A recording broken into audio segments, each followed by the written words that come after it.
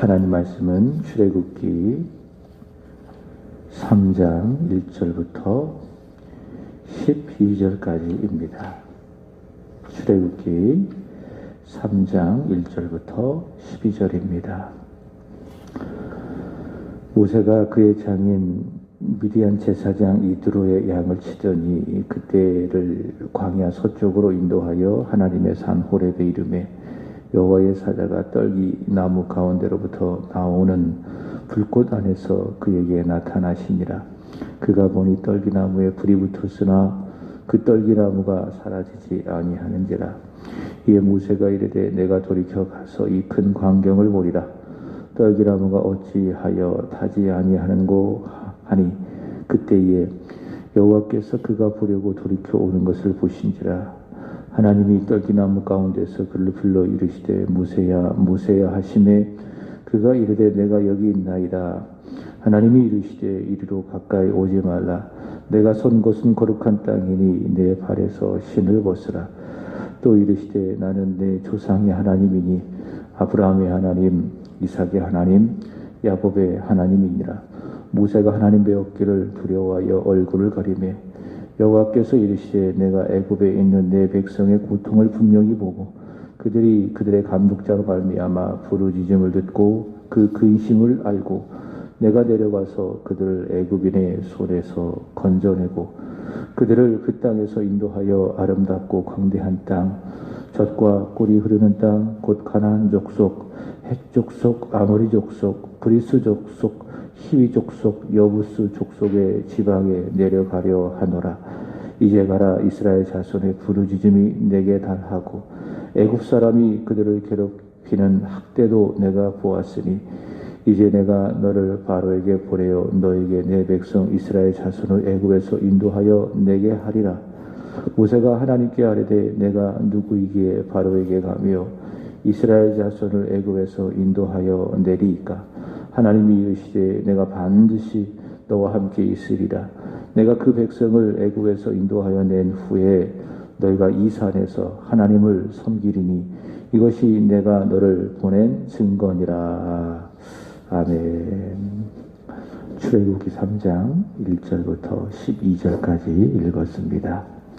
오늘 읽으실 하나님의 말씀은 출애굽기 3장, 누가복음 6장, 욥기 20장, 고린도전서 7장입니다. 오늘 말씀의 주제는 오늘 말씀에 있는 하나님의 마음, 하나님의 생각, 그것은 부르심입니다.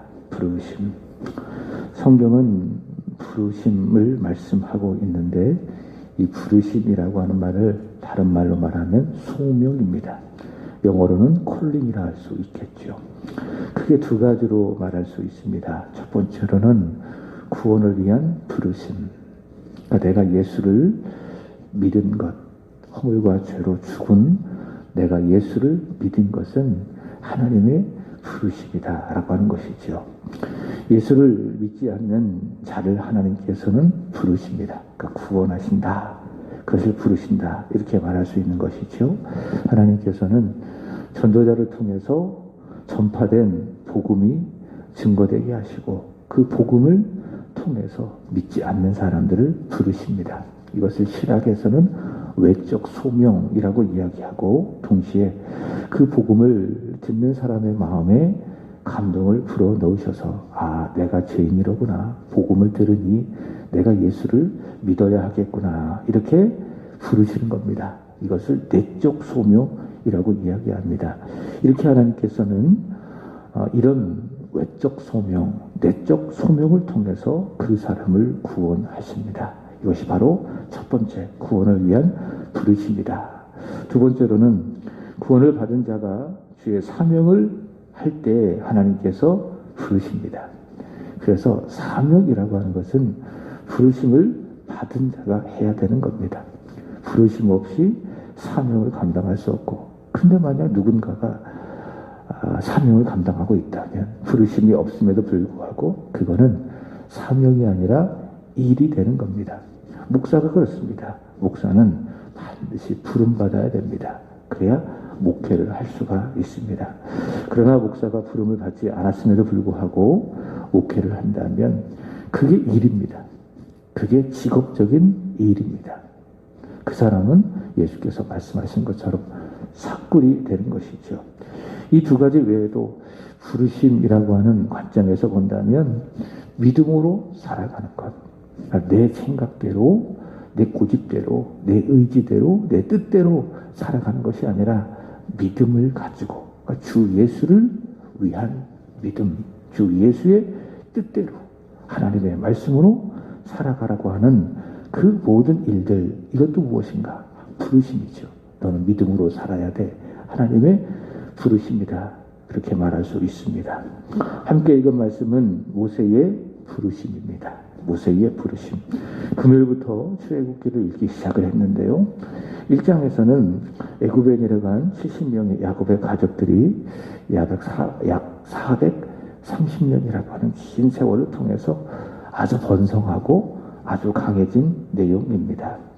그래서 요셉을 알지 못하는 바로가 일어나서 그들을 억압하죠. 이대로 만약 둔다면 우리 대적이 이 나라를 침공할 때에 또 우리나라와 전쟁을 벌이면 저들이 그들과 합하여 우리를 치고 이 땅에서 나갈까 하노라. 이런 염려 속에 바로는 이스라엘 자손들을 크게 억압을 하죠. 출애굽기 2장에는 하나님이 애굽에 억압당하는 이스라엘 자손들을 출애굽시키기 위해서 한 사람을 등장을 하십니다. 그가 누구인가 하면 모세입니다. 바로 그 모세의 이야기가 출애굽기 2장에 기록되어져 있습니다. 3장에는 이제 하나님께서 그 모세를 때가 되매 출애굽의 지도자로 부르시는 장면입니다.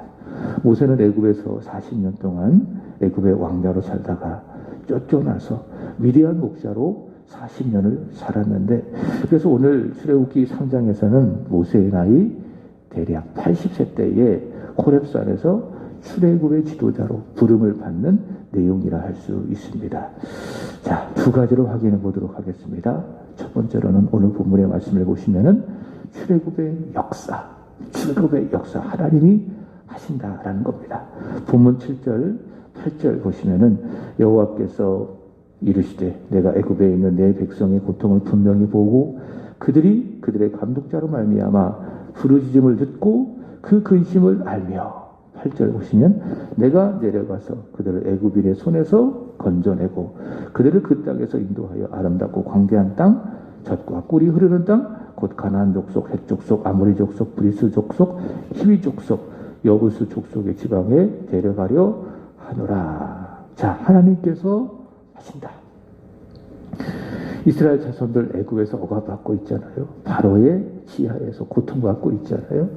이들을 애굽에서 건져내어서 하나님이 약속하신 그 젖과 꿀이 흐르는 땅, 광대한 땅, 아름다운 땅, 그 땅으로 이끌어 가시는 것, 거기서 살게 하시는 것, 이것을 출애굽이라고 이야기하죠. 이 출애굽의 역사는 하나님이 하신다라고 하는 겁니다. 그렇습니다. 하나님의 역사는 하나님이 하십니다. 하나님이 계획하시고 하나님이 진행하시고 하나님이 마무리하시고 하나님이 다 하십니다. 그러나 오늘 본문의 말씀을 보시면은 하나님께서 모세를 부르시죠. 이것을 통해서 본다면 출애굽을 위해서 출애굽의 역사는 하나님이 하시는데 바로 모세를 통해서 하신다. 그래서 누군가 이런 이야기를 했어요. 사람이 참 중요하다. 왜냐하면 하나님의 일하심, 하나님의 그 일하심에 대하는 사람이기 때문에. 그래서 하나님께서는 누구를 부르세요? 아브라함을 부르시고 이삭을 또 야곱을 부르셔서 하나님의 일을 하셨잖아요. 그래서 하나님의 일에, 하나님의 역사에 대하는 바로 사람이다. 출애굽도 마찬가지지요. 시작, 진행, 마침 그 모든 것 다 하나님이 하시는데 그 하나님이 하시는 출애굽의 역사는 하나님께서 선택하신, 부르신 모세를 통해서 하시는 겁니다. 그래서 하나님께서는 이제 때가 되매 모세의 나이 80세 때에 호렙산에서 모세를 부르시는 겁니다.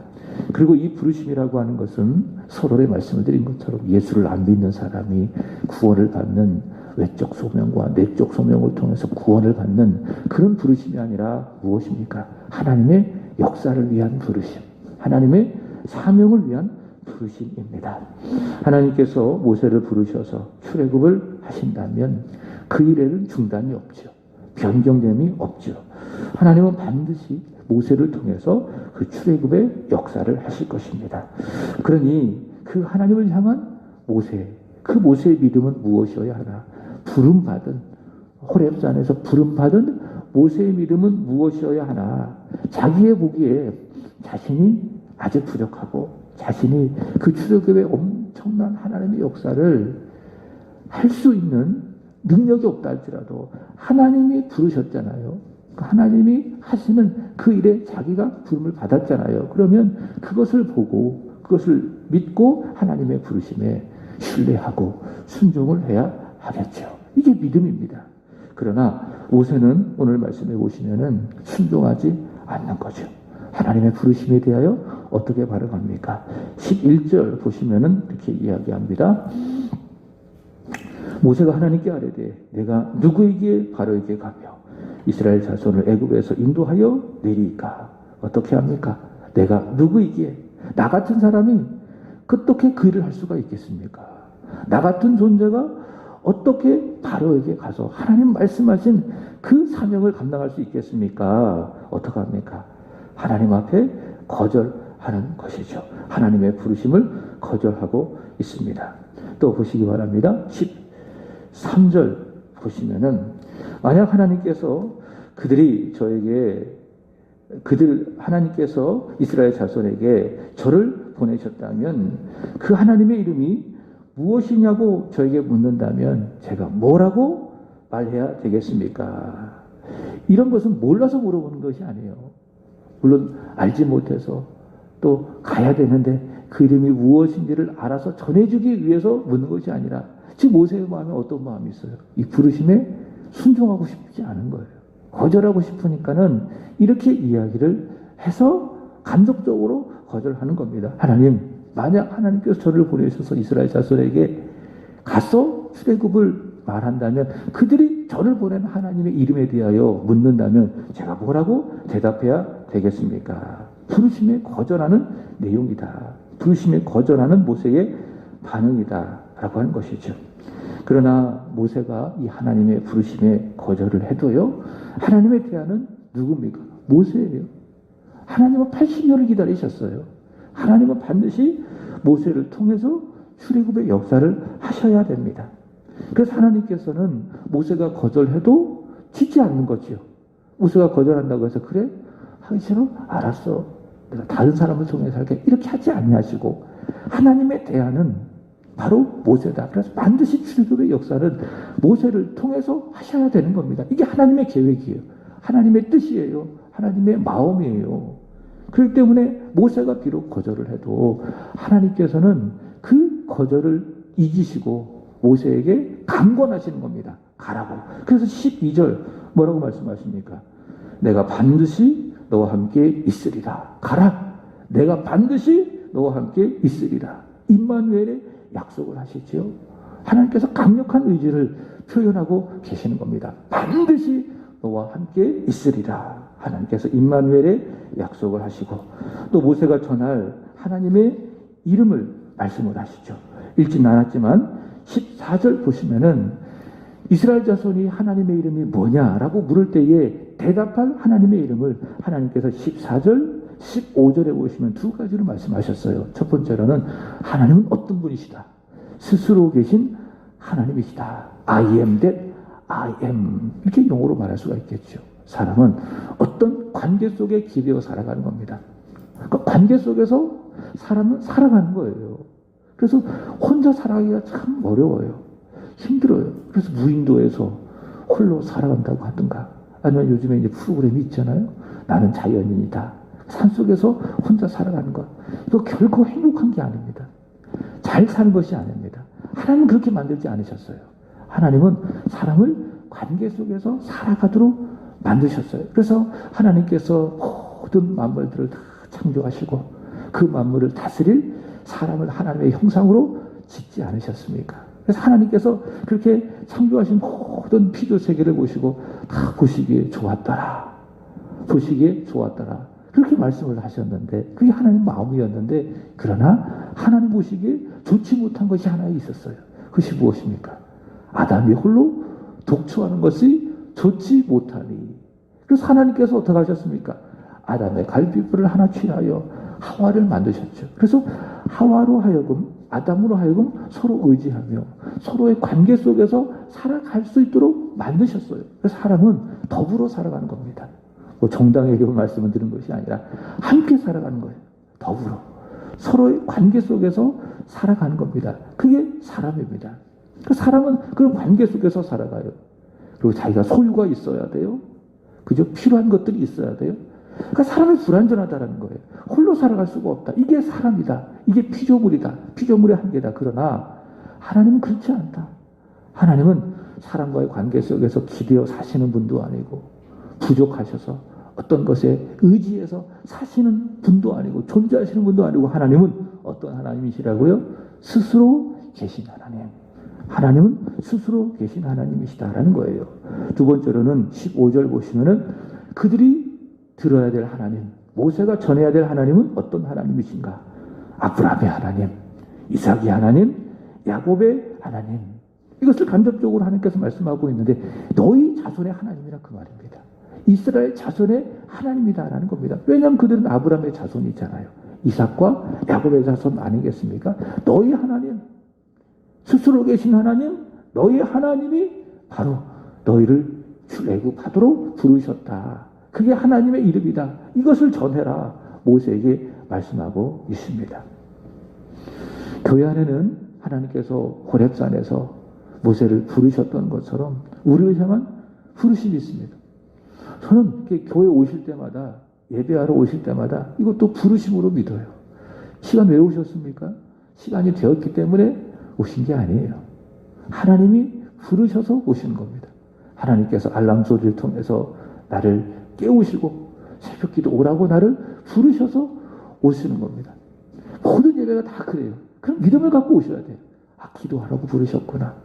예배하라고 하나님께서 나를 주의 종으로 부르셨구나. 이런 부르심이 있다. 또 교회에서 나에게 맡겨지는 섬김들이 있잖아요. 교회 청소를 한다든가 전도를 한다든가 교회 여러 가지 요즘에 많은 일들 교회가 하진 않지만 그래도 작든지 크든지 내가 교회 안에서 감당하는 섬김이 있지 않겠습니까? 그건 다 뭐다? 부르심이다. 주의 일을 위한 주의 몸된 교회를 위한 하나님의 부르심이고요.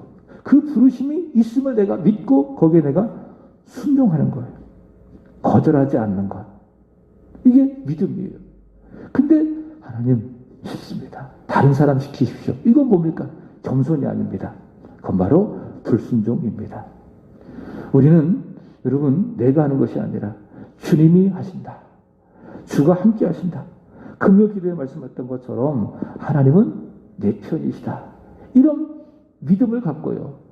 나를 부르신 하나님을 찬양하고 하나님을 의지하고 내게 주신 말씀을 찬양하고 감사하며 하나님께서 불러주셔서 있게 하신 이 교회를 잘 지켜가고 부르실 때에 아멘하고 순종하고 일을 맡겨주실 때에 부르사 그 일을 맡겨주실 때에 그 일을 잘 감당해야 되겠죠. 이것이 무엇입니까? 부르심 앞에 우리가 보여드려야 될 반응. 오늘 모세처럼 거절해서는 안 돼요. 자꾸 내 생각을 앞세워둬서는 안 돼요. 하나님이 부르셨다면 기도하라고 부르시고 예배하라고 부르시고 섬기라고 부르셨다면 어떻게 하셔야 됩니까? 내 생각을 접어두고 아멘 그렇게 하겠습니다. 주 앞에 나오는 것 부르심에 순종하는 것 그것이 무엇입니까? 하나님이 기뻐하시는 믿음 우리의 마땅한 믿음의 반응이라는 거죠. 누가복음 6장 말씀해 보시면은 예수님의 부르심이 나와요. 세 가지로 말씀드립니다. 첫 번째로는 구원을 위해서 하나님께서 부르세요. 누가복음 6장 6절 이하의 말씀을 보시면은 안식일 회당에서 예수님께서 오른손 마른 사람을 고치십니다. 이것은 단지 예수께서 그 사람의 손을 고치시는 것이 아니라 그 사람의 육신을 치유함으로 인해서 영혼을 구원하시는 거예요. 그래서 하나님께서 그를 부르시는 것이다. 예수께서 구원을 위해서 그를 부르시는 것이다. 두 번째로는 사명을 위한 예수님의 부르심이 있습니다. 누가복음 6장 12절 보시면 예수께서 기도하시러 산에 가셔서 밤이 맞도록 기도하시고 그리고 난 다음에 어떻게 하셨습니까? 제자들을 부르시고 이후에 그들 가운데 12사도를 택하십니다. 장차 세워질 주님의 교회를 위해서 그들을 부르시는 것이죠. 그 다음에 세 번째로는 예수님께서는 믿음으로 살도록 부르십니다. 말씀을 드렸던 것처럼 내가 예수를 믿고 구원을 받았잖아요. 이것은 구원을 위한 부르심이라고 말씀을 드렸어요. 그렇게 구원을 위해서 부르심을 받은 사람은 어떻게 살아야 됩니까? 구원 받기 전에는 나의 주관대로 살았어요. 나의 생각대로 내가 세운 인생의 철학을 따라 살았어요. 근데요, 그게 죄예요. 다른 게 죄가 아니에요. 하나님 없이 내 소신대로 살아가는 것. 내가 세운 인생의 계획과 뜻을 따라 살아가는 것. 그게 뭡니까? 그게 죄다. 그게 교만이다. 마귀가 시험하는 게 바로 그런 거예요. 지난번에 말씀을 드렸잖아요. 마귀는 시험하는 자라고요. 끊임없이 우리를 시험하는 내용이 무엇입니까? 하나님 없이 네 뜻대로 한번 살아봐. 네 생각대로, 네 소신대로 멋지게 한번 살아봐. 하나님과 같이 되어 너의 인생을 한번 살아봐. 그게 뭡니까? 마귀가 결국 우리를 다양한 방법으로 다가오지만은, 다양한 시험을 하지만은, 시험을 하는 요지예요. 그게 죄다. 하나님 없이 내 스스로 살아가려고 하는 것이 죄다. 그런 우리를 하나님께서 불쌍히 여겨주셔서 그 죄의 작은 사망이니까는 우리를 구원으로 부르시는 거예요. 그리고 구원으로 부르심을 받은 사람은 이제는 내 뜻대로 살아서는 안 돼요. 그게 죄니까 어떻게 살아야 됩니까? 바로 그 죄를 위해서 예수 그리스도께서 십자가에서 죽으셨으니 이제는 내 뜻대로 살아가는 것이 아니라 나를 구원을 위해서 부르신 하나님의 뜻대로 살아가야 되는 것입니다. 그래서 우리는 믿음으로 살도록 하나님의 말씀을 따라 살아가도록 부르심을 받았다. 그것을 예수님께서는 말씀을 하시는 거예요. 첫 번째로는 원수를 사랑하는 거예요. 예수 믿기 전에는 원수를 이해하지 못하고 내가 받은 대로 돌려주었지만 그렇게 하지 말아라. 믿음으로 살아간다고 하는 것은 나를 미워한 원수라도 축복하고 기도하고 사랑하는 것이다. 두 번째로는 비판하지 말아라. 내 눈에 들보가 있는데 상대방의 눈에 있는 티를 보고 비판하지 말아라. 더 나아가 우리 주님의 말씀을 잘 듣고 지켜 행하라. 그것이 무엇입니까? 구원받은 자가 믿음으로 살도록 부르심을 받았다라는 거예요. 고린도서 7장으로 가보면 결혼에 대한 부르심을 말하고 있습니다. 사도 바울은 결혼을 하는가, 또 하지 않고 독신으로 살아가는가, 이 문제에 대하여 이야기를 합니다. 그 시대의 상황에 맞추어서 이 말씀을 이해해야 되는 거예요. 바울의 생각에는 뭐라고 이야기합니까? 그냥 결혼하지 않고 독신으로 살아가는 것이 좋다. 나는 너에게 독신으로 살아갈 것을 권한다. 그 시대 상황 속에서 이해해야 되는 겁니다. 바울이 독신주의자가 아니에요. 바울은 복음을 위해서 하나님을 섬기는 그 일들을 위해서 결혼하는 것보다 홀로 살아가는 것이 유익하다고 판단해서, 그러나 바울이 말하는 바가 무엇입니까? 절제할 수 없다면, 성적인 어떤 그런 욕심을 절제할 수 없다면 어떻게 해라? 결혼해라. 그게 이제 바울이 말하는 바입니다. 중요한 것은요, 결혼을 하든 아니면 독신으로 살든 고린도전서 7장 17절에 보시면은 하나님께서 각 사람에게 부르신 그대로 행하라. 하나님께서 왜 부르셨어요? 우리를 이 세상에 복음을 전하고 수직적인 관계 속에서 하나님을 섬길 수 있도록 우리를 부르신 거예요. 하나님께서 우리를 부르신 목적이에요. 그 부르신 대로 행해라. 그래서 그 부르심을 위해서 세상에 복음을 전하고 주님을 섬기고 교회를 섬겨가는 이 부르심을 위해서 하나님께서 그것을 위해서 우리를 부르셨는데, 그것에 유익하다면은 결혼을 할 수도 있고 또 안 할 수도 있고 독신으로 살아갈 수 있고, 중요한 것은 무엇입니까? 결혼을 하든 또는 결혼을 하지 않든 중요한 것은 핵심 부르심 받은 그대로 살아가는 것이 중요하다. 그 부르심을 위해서 결혼하는 게 좋다면 어떻게 해야 돼요? 결혼을 해야 돼요. 그러나 그 부르심을 위해서 결혼하는 것이 좋지 못하다면, 나에게 유익하지 못하다면 평생을 바울처럼 독신으로도 살아갈 수 있다. 이게 예수 믿는 사람들의 부르심이라는 거예요. 욥기 2장 소발의 입장에서 하나님의 부르심입니다. 이렇게 이야기합니다. 욥기 20장 5절입니다. 악인이 이긴다는 자랑도 잠시요, 경건하지 못한 자의 즐거움도 잠깐이니라. 죄를 지은 악인 지금 누리는 자랑이 있습니다.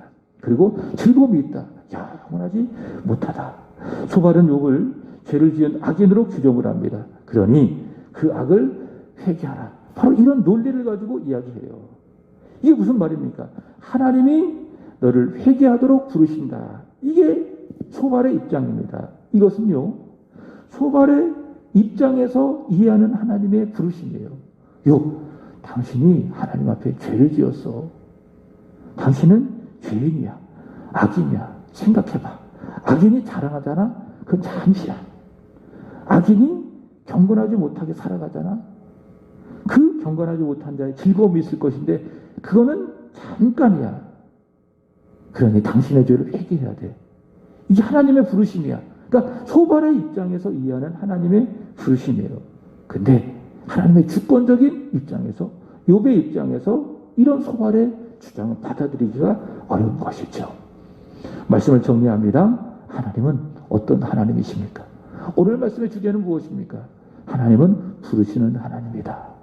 하나님께서 모세를 호렙산에서 부르셨던 것처럼 예수 그리스도께서 한 손 마른 사람을 구원을 위해서 부르신 것처럼 밤이 새도록 기도하시고 자신의 제자들을 12사도를 부르신 것처럼 믿음으로 살도록 하나님께서 부르시는 것처럼 하나님은 어떤 하나님이시라고요?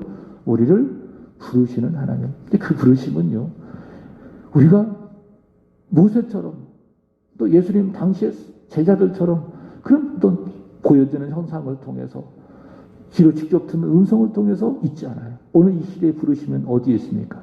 하나님의 말씀을 통해서 우리는 그 부르심을 듣는 거예요. 이 강단에서 선포되어지는 하나님의 말씀을 통해서 그 하나님의 부르심을 우리가 듣는 거예요.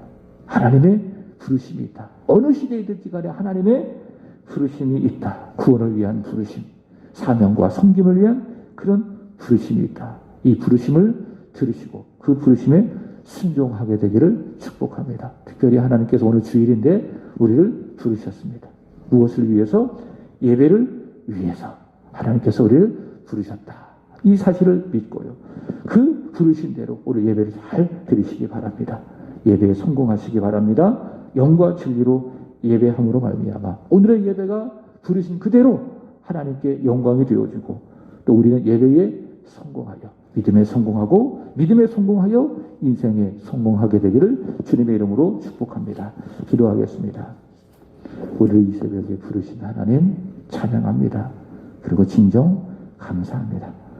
우리를 부르신 그리고 이 자리에 있게 하셔서 주신 말씀을 찬양합니다. 그 하나님을 찬양하며 감사하며 의지하며 살아가는 우리들의 믿음이 되게 하여 주시옵소서. 우리를 허물과 죄로 죽었지만은 구원을 위해서 부르셔서 감사합니다. 교회 안에 직책도 주시고 직분도 허락해 주셔서 주신 사명을 감당할 수 있도록 부르셔서 감사합니다. 이 부르심 앞에 우리가 지금까지 살아왔사오니 더 큰 믿음, 온전한 마음 주셔서 이 부르심에 하나님 앞에 더 적극적으로 아멘하여 순종할 수 있도록 도와주옵소서. 그리하여 하나님 앞에 쓰임받는 우리 인생이 되게 하시고 우리 새한교회 되게 하여 주시옵소서. 오늘도 하나님 예배를 위하여 우리를 부르신 줄로 믿습니다.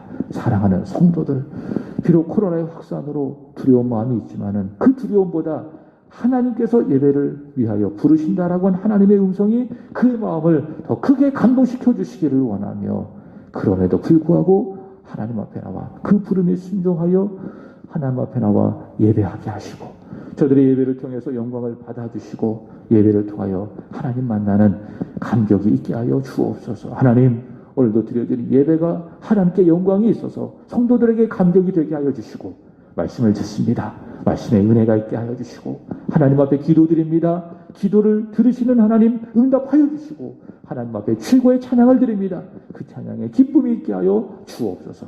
그리하여 예배를 통해 받은 은혜 한 주간 전할 때에 믿지 아니하는 자에게 전할 때에 그 전도에도 열매가 있게 하여 주시옵소서. 하나님, 오늘은 우리 중고등부와 그리고 청년부와 우리 주일학교를 위하여 간절히 기도드립니다.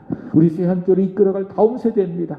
이 나라와 이 민족을 세워갈 다음 세대들입니다. 하나님, 저들이 하나님의 부르심을 듣게 하시고 보게 하여 주시고 아버지 모세처럼 거절하지 아니하고 기쁨으로 순종할 수 있는 믿음 주시기를 원합니다. 하나님의 부르심의 예배를 위한 부르심, 기도를 위한 부르심, 하나님의 말씀을 위한 그 부르심에 순종함으로 말미암아 하나님 앞에 하나님을 위해서 살아가는 믿음의 사람, 능력의 사람, 영적인 리더 되게 하여 주시옵소서. 오늘도 기도합니다. 기도하는 이 시간에 하나님의 은혜가 있기를 원합니다. 하나님의 감동하심이 있기를 원합니다. 나의 의지대로 나의 뜻대로 기도하지 아니하게 하여 주시고 성령께서 기도하게 하시니 주여 성령의 감동하심을 따라 간절히 하나님 앞에 부르짖어 기도할 때에 한 걸음도 우리 주님 앞으로 가까이 다가가게 하여 주옵소서. 우리의 믿음이 성숙하게 하여 주옵소서. 감사합니다. 예수 그리스도의 이름으로 기도합나이다. 아멘. 하늘에 계신 우리 아버지여, 이름이 거룩히 여김을 받으시오며 나라의 임하옵시며